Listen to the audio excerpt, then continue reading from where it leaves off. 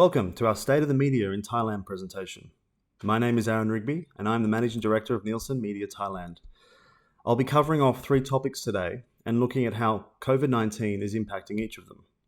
Firstly, we will look at the significant impact on media consumption, followed by the broader impacts on the media industry here. And then I will finish on a few points highlighting what we think will happen next. Hopefully you find this session informative, and of course we value any feedback you might have, so please share it. Quite obviously, COVID-19 has become the number one concern for Thai people during the first quarter of 2020. From a recent survey we conducted on the issue, over 50% of consumers show concern of the current outbreak, both at a personal level but also for their family. When asked how long they thought this outbreak would continue for, 41% believe it would continue for another 6 months or more, which is significantly impacting media consumption and suggests that it will continue for some time to come. So what are we seeing in the media industry? From our perspective, there are 2 significant trends coming to the forefront. The first is an increase in home media consumption, and secondly, a decrease in ad spend across the board.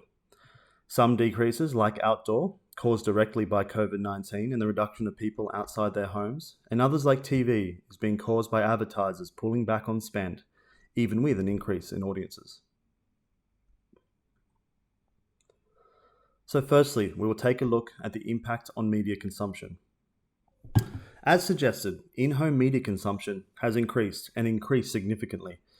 When looking at the time spent per day, we saw an average of around 4 hours a day at the beginning of March. Fast forward to the end of March and during the initial COVID-19 impact, that figure has jumped to 4.5 hours, most of which occurred during the last week of March. From a digital perspective, our view metrics out of our digital content ratings measurement platform suggests an increase from 712 million per week at the beginning of March to almost 1 billion views per week at the end of March. When breaking down that digital live viewing metric, we are seeing growth across the board with clear growth during prime time peak, as well as early morning and midday, suggesting people are spending more time on their devices when they first wake up, checking on the latest news and content, as well as during their lunchtime break whilst working or relaxing at home. When looking at broadcast TV, again, we have seen significant growth across the board, both in Bangkok urban and rural. Prime time rating increased from 26% to 29%, and non-prime in Bangkok and urban increased from 11% to 15%. Interestingly though, when breaking down audience demographic profiles, there are certain profiles that have increased far more than others. Obviously, the 4 to 14-year-old group has increased with schools closed. Kids are at home watching TV, consuming media in between home lessons. Same can be said with 15 to 24-year-olds. Tactically speaking, advertisers should be looking at how the content is attracting a wider range of audiences, and is there opportunity here to grow your audience base and reach new potential consumers, or build relationships with future consumers. From a content perspective, news and entertainment is up significantly, where sports has seen a significant drop, obviously driven by the lack of live sport options around the world.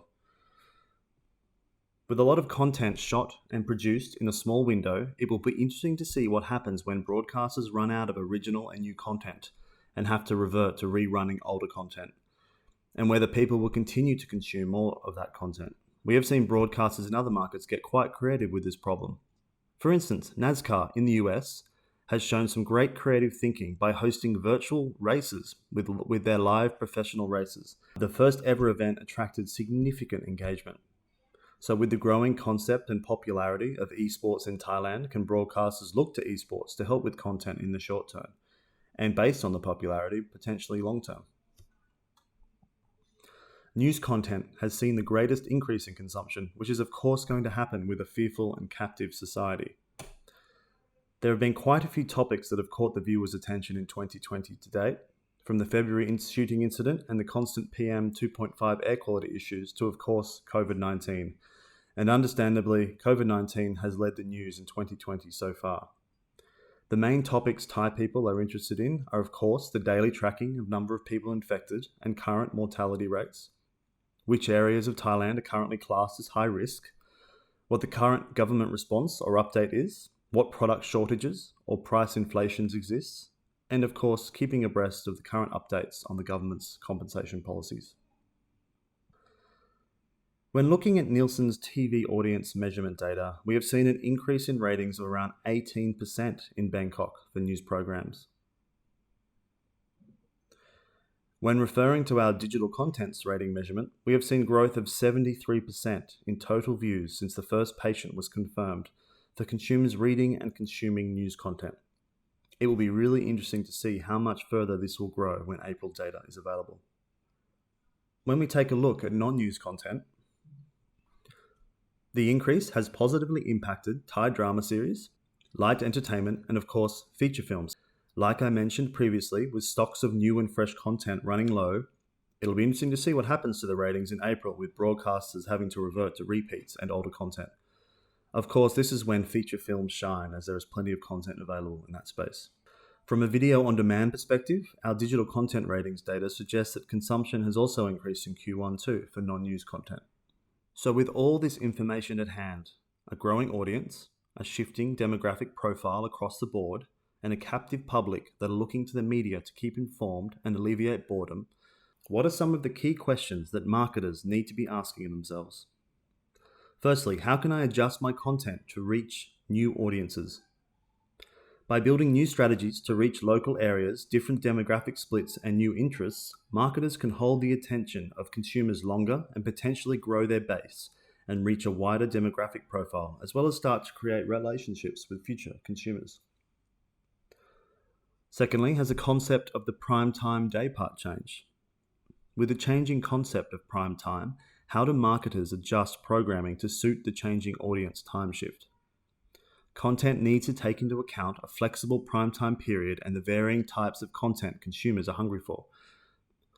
Can I consider engaging my consumers via mobile applications? Apps are certainly gaining popularity as tools for home entertainment, and COVID-19 is accelerating that. It could also be a really great way to engage with homebound audiences. A successful app builds a direct relationship with brand and the consumer, allowing you to control every facet of that interaction. Across markets, media-hungry consumers aren't just glued to the TV screen. Digitally savvy consumers have also gravitated to apps that meet the needs of their temporary indoor lifestyles, largely in the entertainment and e-commerce categories. While video and gaming apps have topped the entertainment options, consumers have also embraced e-commerce for an array of needs: at-home delivery of goods and services, food delivery, and of course online education. Even in markets like Hong Kong, which is generally a brick-and-mortar paradise with easy access to neighbourhood stores of all kinds, consumers ramped up their adoption of e-commerce apps as COVID-19 pressures mounted. So now we have a good understanding of the growth of media consumption in Thailand and the different types of content experiencing significant growth and decline. We will take a quick look at the other major trend we are observing: the significant decline in ad spending. When comparing March 20 data versus March 19 data, we have seen an across-the-board decline in ad spend. Even though digital is up year on year versus 19 in March, compared to other months, this growth has somewhat slowed. When looking around the world, according to Nielsen's Global Ad Intel service, for the TV advertising volumes data released so far, Italy has seen a 5% decline in the volume of ads, and the UK close behind with 3% fewer than last year. However, Belgium and the Netherlands have seen small increases. India, however, is a surprising outlier to these television advertising volume trends. In week 1 of the lockdown, advertising volumes saw a 13% increase. Social advertising was up 147%, food and beverage was up 36%, and banking and finance was up 47%. However, these volume increases did not equate to a similar rise in advertising revenue. So we are in somewhat of a conundrum. Audiences are up and more captive than ever, and advertising revenue is down as advertisers pull spend. So what do advertisers do at this moment? Well, they have two options: pull back spending or push forward. There is no perfect strategy that covers everyone, and of course every advertiser is different and operates in different verticals. But there are some common truths that everyone can consider and take into account. Firstly, is your brand part of a category that is directly impacted by the outbreak? Are you in travel, for instance? Then, given cash flow is so important at the moment, pulling back might be your only option. Likewise, if you need to invest more money in logistics and ensuring you simply have your products on the shelf, or even keeping staff employed. However, even though these reasons are valid, they are a symptom of short-term thinking. Advertisers and those that control the purse strings need to value and understand how much money and time has been invested in building up that brand equity and loyalty over the decades some have been operating. Cutting back spending now will impact your brand in two ways. Firstly, if you cut back whilst a competitor steps up, you simply might lose market share to a competitor who is taking advantage of that increase in audiences.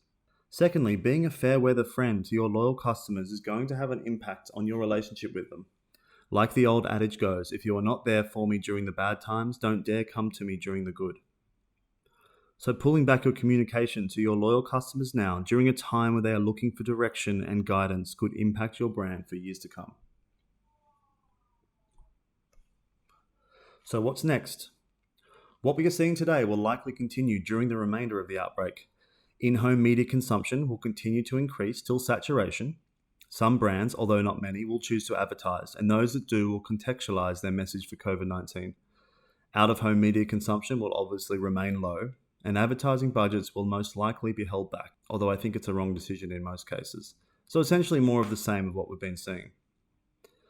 Once COVID passes and the new normal settles, we believe we will see a few key trends occur. Firstly, the way and the volume of digital media consumption will stay high. People would have developed a habit over these long months, and habits are pretty difficult to break, so a long-lasting quickening of a shift to digital will happen. It's already happening. And advertisers and broadcasters who start preparing and planning for that now will be able to make the most of it. Secondly, we will quickly see a lift in out-of-home media consumption, obviously once people are allowed back outside. We believe we will also see lots of tactical brand promotions from advertisers to try and quickly boost sales post-COVID-19. It will be very interesting to see how consumers react to this, especially if the brands in question have disappeared during the crisis. And finally, from our perspective, globally we will see a great advertising boom. Whether this is reflected in Thailand though, we will have to see. The reason for this is that consumers, you, me, everyone, we want to feel normal again. We want to go outside, buy a movie ticket, eat at our favourite restaurant and visit family and friends. And we will start soon to look at key influences in society to let us do that. Obviously, and probably the most impactful will be governments. Secondly will be people's social circles, families and friends. And thirdly will be advertisers. Since the very first broadcasted advertisement from Bulova, the high-end watchmaker, in 1941 on New York radio, advertising has set out to do one thing: solve problems. Society has a problem and a product will be created and marketed to help solve that problem, and that's what drives our economy. COVID-19 has presented us all with a myriad of problems, and smart and strategic thinking advertisers will see that as an opportunity, and if they get it right, could finally help people feel normal again, and at the same time develop long-lasting and deep relationships with their new fiercely loyal customers. So that's it from me. I hope you found this session somewhat useful. As always, if you have any questions or would like more information, please reach out. Thank you.